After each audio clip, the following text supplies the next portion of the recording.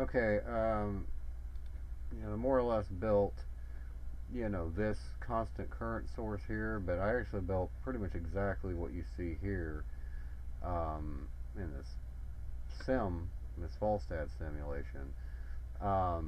Because see this version, I mean, even if you were to build that, you're putting this FET in danger because it's got like an 18 volt VGS. So, when this thing is first starting up, if you ran it any higher voltage than that, I mean, it's a 60 volt FET, but the fact of the matter is its gate's got to be limited to less than 18 volts. Um, but the thing is, when you're first powering this thing up, because normally it would keep this transistor would keep this gate voltage relatively low, just a few volts above ground, um, you know, and so with reference to the source, you'd be all right. Problem is, this transistor probably wouldn't turn on faster than this transistor would, uh, you know, see a high voltage applied to it. So, basically you'd probably end up, zapping, your gate when you power it up, and then zappo crapo, it's game over. You're having to replace your FET. So anyway, I went ahead and made some modifications so I could run it at a higher voltage. So, that's what we got, going on here. Here's the transistor, which is a 3904, and and here's the FET, the same 2N7000. But I, went ahead and put a Zener diode, in series with that 10K resistor that we've had on other power supplies. And then I put a 4K resistor in series with it, which helps give it some wiggle room, because you don't want to set this at 12 volts. If you do, you'd be setting this at 12 volts, and this is supposed to only be at, like I said, 2.5 volts under normal conditions. Something like 2.5, 3 volts. So you don't want to force it to be 12 volts. Either that or just the Zener, wouldn't do anything. So you might be okay to do it that way, because it probably wouldn't matter that much, but it at least will increase the current. So I didn't see any harm in leaving it in here. I was just fucking around with it. That's how it got there. Comparing the two different methods, just to see how much it was going to affect the circuit, changing the resistor value and everything else. But anyway, this offers protection, so I can get this thing up to 60 volts right now. Even though I don't have a 60 volt power supply, but I wouldn't want to take it to 60 anyway. But I am taking it to 50. So we got 50 volts, and there's the circuit. See, there's the little Zener diode, and there's the 10K resistor, and there's the 4K resistor. And right now it's I got it set at, well, a 1K load on it, so it's 2 volts at 2.1 milliamps. So so anyway, it's interesting, but I still gotta say, with how much ESP guy hyped the FET version of both this and the current source, this current sync, you would think this would be like a manna from God, but no, it's in fact, it's not as good as that one I built with two N 3904s that time. I mean, that had much better performance. In fact, you can see some of the data sets I took on this. And I actually took 2 data sets, because this thing behaves real squirrely for some reason. When I have it set to like 20K, I mean, after a while it'll just start freaking out or some shit, and I'm still not quite sure why that is, but it doesn't seem too terribly stable at that level, it's at the higher resistances. I mean, maybe it's too high of a voltage for it. I don't know, because that's the thing that sucks about these circuits. It's what I see on ESP Guy's webpage, his little article here. This is about the most information I've ever seen on this kind of current source. I mean, it's unbelievably simple, but you try to search the internet and everything, just you come up with all kinds of other crap. I don't know. I mean, it's just like I said. I don't even think there's much coverage in the art of electronics about this. There's a little bit. In fact, the workbook to the art of electronics had a little circuit like this as a test circuit, but of course they're advising to use matched transistors on a, from a an IC that is out of production. And anyway, even when it was in production, was really super expensive. More so now if you can find it out there, the real thing. And shit, I'd settle for a knockoff, as long as it was affordable, but and worked. But anyway, the point is, though, is I gathered a lot of data. This is the last set of data, I gathered, and so you can kind of see, what's going on with it, as far as as far as its resistance and so forth versus temperature. I'm not temperature, but I mean it's current versus the resistance I set it to, and these are the calculated resistance.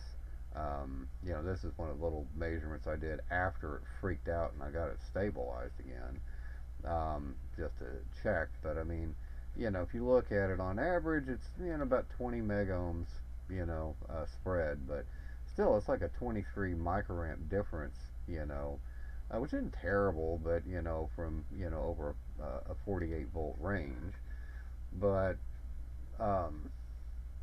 that works out to about 0.49 microamps per volt. And and if you compare the test I did earlier, you can see the range I ran it over.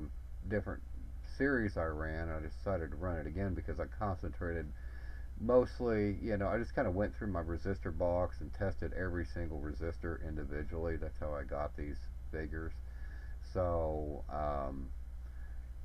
so that's why you see a 1, 2, 3, 4, and then a 10, 20, 30, 40, and then 100, 200, 300, 400, etc. So, but I decided to run a different test series, just with something that involved larger voltage jumps typically. So, so that's why you see, more easily measured differences, because clearly part of the data you get here, particularly these, predictions of, its impedance down at these lower levels, is clearly a function of, 460 ohms, there's certainly something wrong there. But anyway, the fact of the matter is that, I would say some of this is probably not because the device has such a low impedance at these measurements, but just the measurement equipment, it's just not a big enough difference. So, because otherwise I'm not really sure, what, 400 or 500 ohms versus, 1K, why it'd be that big of a difference, like you see down here, 1, 2, 3, 4, so the voltage differences are very small, and, as you can see here, and as a result, the current differences are small. In fact, small enough to where the current is probably going to drift a little bit just while you're sitting there taking the measurement. So that's an additional source of error. That's why you get measurements like this, 10K and 63K. I really doubt that it's that low, with an almost short circuit load. So, and again, you see that as you go down the list, the values get larger and larger, but that's mostly because the voltage increments are larger and larger, although that one went backwards and that one went backwards. Well, no, it didn't. This one shouldn't be where it is because it's going to give a negative comparison, but that's probably no big deal. And any rate, but yeah, you see, pretty extreme, ranges taken here, but still, 0.49 versus, 0.14, that's a huge difference. But again, it's probably a methodology difference, which brings into question, that this is probably just a kind of a rule of thumb way of doing things, this kind of impedance estimate, because again, that's the whole point of doing this, to figure out what its, its theoretical impedance is. So if you're going to use it in like a, as a load for an amplifier or something like that, you get a good idea of, what you might be looking at as far as the possible gain is concerned. But as well as other occasions, because you always want a stiff constant current source, usually. So the stiffer the better, and that's one kind of way of looking at the stiffness is what its apparent resistance is, its apparent impedance is, and you got to take differential measurements to do that. Like you see that these delta measurements, compare the previous one to the current one, for current and for resistance. So that's how these are calculated. So that's what gives you these figures. So these are calculated just straight up based on the current row, so that's no big deal. But at any rate, yeah, I mean, that's a huge difference. But again, I tend to maybe believe this one more, just visually looking at it. I mean, and I don't know, maybe it was a different connected environment. I think it was a different connected environment, because I think I discovered somewhere in here that I actually had, this test probe, accidentally touching the table, and let me show you what happens when it happens. Okay, nothing here, but that's because I'm not, I've got it set to a high resistance. But when you got it set to a low resistance, see, there's definitely a change in that just by me contacting the table here with it. See? So, there's a lot of noise on this rail. In fact, I often use this to kind of test oscilloscopes, as a reference, because, you get so much noise pickup on that metal rail there. But at any rate, comparing these, see, this only had a 6 microamp spread, over 42 volts, which is impressive. It's not bad. But this had a 23 microamp spread. It was over 48 volts. That's why I decided to convert it to volts, microvolts per volt, or microamps per volt like this, so I could compare the different configurations and different circuits. But this works out to maybe 69 mega ohms versus this only being about 20, over its full range, or nearly full range. But if you go up to this version here, that I made a video about, that one that was really super awesome, that's this one. But I ended up blowing it up because I kind of accidentally shorted one of the transistor leads together, evidently, after I built it into a circuit board. And yeah, no, that thing just ate itself. I mean, it was just such a shame, because I mean, this kind of performance, over 25 volts, seeing only 2 microvolts, gives us 0.0825 microamps per volt. Most incredible performance, way better than that FET one is, or MOSFET one is. You go look at the, this is the very first one I built, which is a current source instead of sink. It's about the same performance as that first one I built, which is about estimated to be 21 mega ohms too. So, I don't know. I mean, I'm not that impressed with the JFET. At least it operates over a larger range, but I could do that with bipolar transistors too.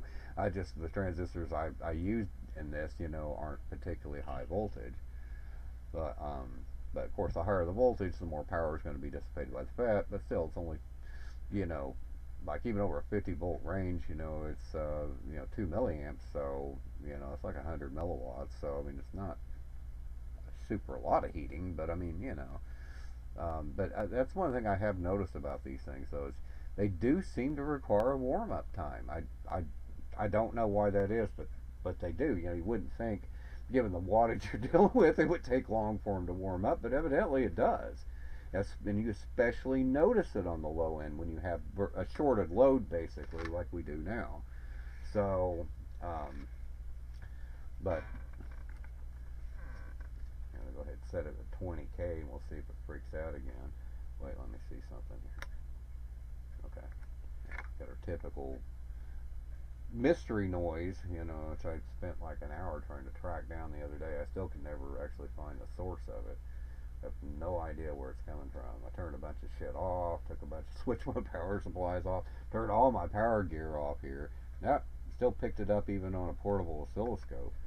So, Uh, I don't know what to make of it. It pisses me off, but I need to fucking build a noise-proof room or some shit with a Faraday cage around it. Anyway, I'm gonna go ahead and um, pause the video right now, and I'll see if this thing starts freaking out again. But yeah, if anybody, any viewers, want to leave me comments about where I might find more detailed information on how these circuits work, that'd be appreciated, because they're virtually not covered in textbooks at all. I mean, you're lucky. I think Hazen mentioned one in there, but yeah, they're just not virtually covered in textbooks at all. I mean, I haven't checked some of my university level books yet, but that might be an interesting source to look. And I might take another peek at the art of electronics, but I know I was interested. I've just always been fascinated, with this configuration, because they've always been a mystery to me.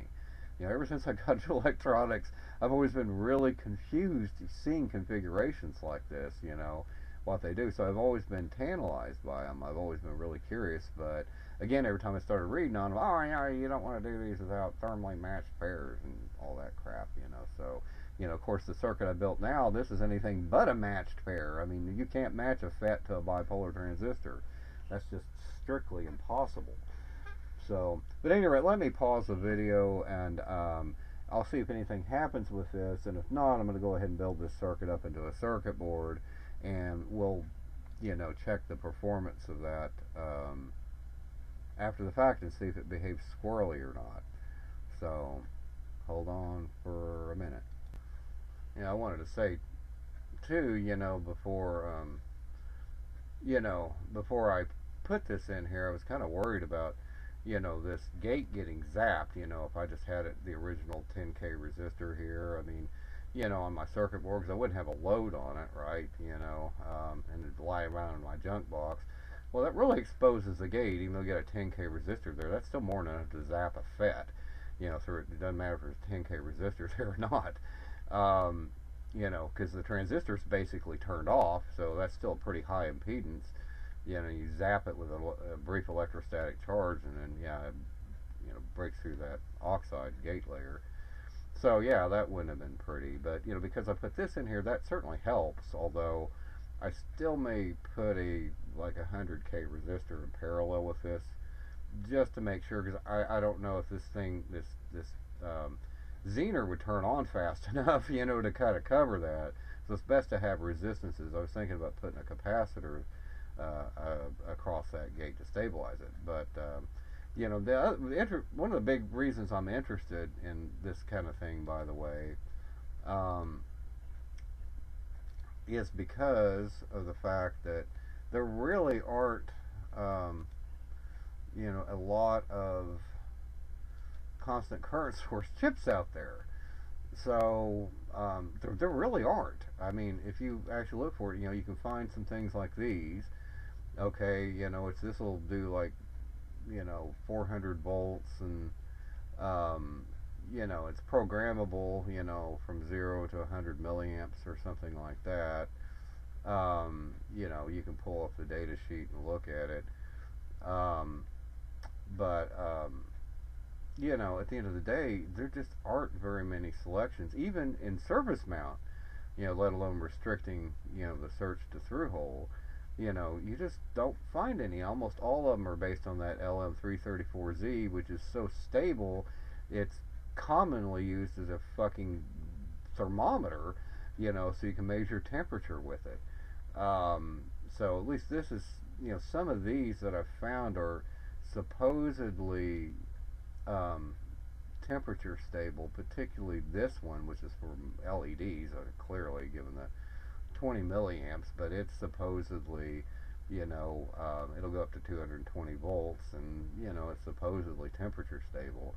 But again, that's one of the big interests I have, in these, is that you can set it to whatever operating voltage you want, because sure, you can build one out of op amps and everything, but you're limited, usually, to a pretty low voltage because of the op amp's limited range. So, there are times you need more voltage than that, and being able to drive a constant current source, up to higher voltages like I'm doing with this one is kind of handy, and like you can do with the discrete versions of it. But But at any rate, good news is, after my break, oh shit, it stopped.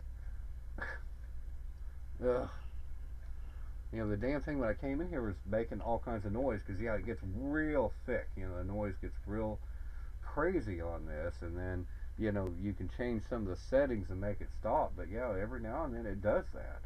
And it really is frustrating because I was wanting to try to put a capacitor, like a 10 picofarad cap across its, gate, or, across the gate to, ground, or or across its output, to see if that helped. But well, it's gone now. So that's the kind of thing you waste your time, an auto mechanic's time with. Your car does it when you're using it at weird times, and it stops when you're trying to show it to somebody. Okay, well, fuck. Anyway, I was looking forward to trying an experiment with that, but it stopped doing it for some reason. Maybe it's because I had my hand close to this stupid thing. I don't know. Well, I guess I'll go ahead and just build this stupid thing into a circuit board, and let's see what happens. I could, always tack a capacitor on that. Actually, I'll probably try that just to see what happens. Anyway, hold on. Alright, it started doing it again. So, that's what it's doing. Its noise just gets really crazy. And anyway, for shits and giggles, it's still, you can see the current's kind of unstable and all that shit. The voltage is, reduced. And before this started happening, the voltage was like 42 volts and 2120 microamps. So you can see, that, yeah, things kind of, went ape shit. So, I managed to create it actually by, for shits and giggles, trying to put this 100 picofarad capacitor, across the gate to ground, and it made kind of a thick band, but it improved it. But it still was more noise than it should be, so I went and tried to put it, I don't want to short things out here, see, that's the ground there,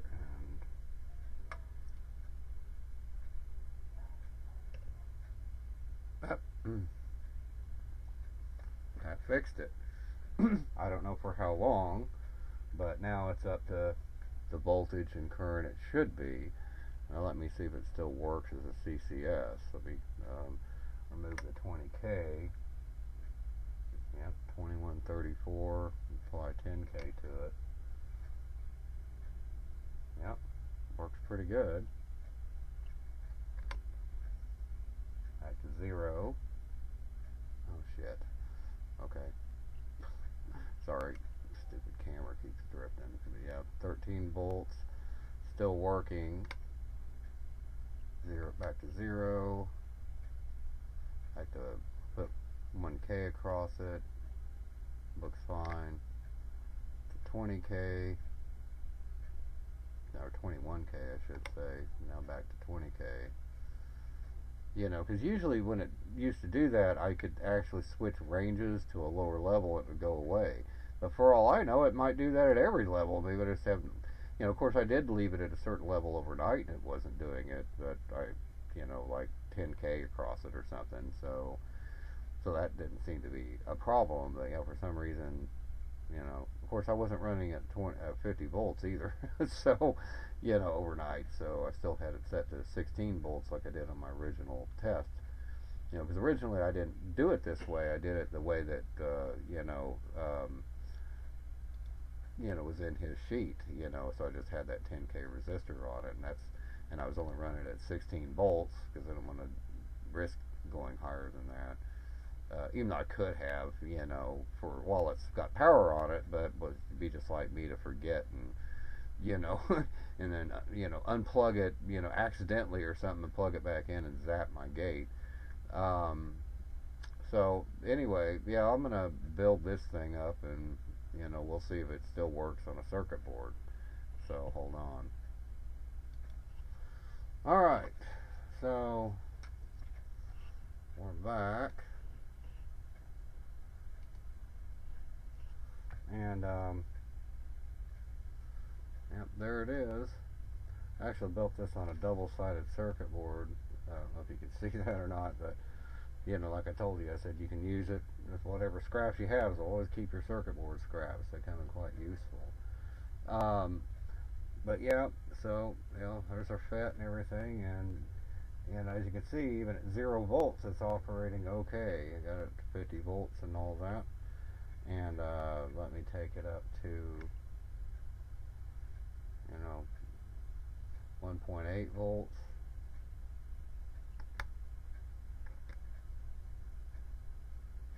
42 volts.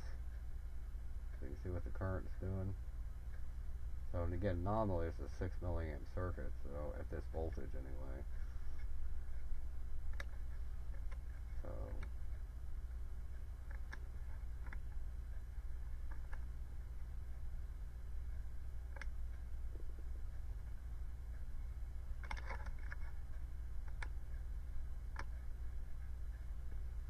yeah,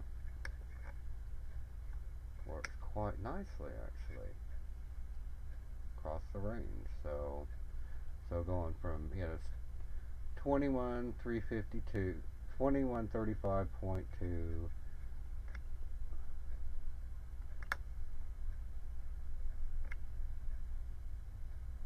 versus 2126.2. So it's about a 8 or 9 microamp difference. That's not bad over a 40 volt range. So I'm actually really pleased. This is the first one that didn't do something squirrely. Maybe that capacitor helped. I don't know. Maybe they should all have capacitors on them. Anyway, I'll probably leave it at 20K to see if it squirrels out again. Now it's in circuit board form. I freed up my board. I better turn my iron off. Alright. Slick modivity. Glad that's done. So anyway, I guess that about closes this little video. Hope you found it useful. Cheers.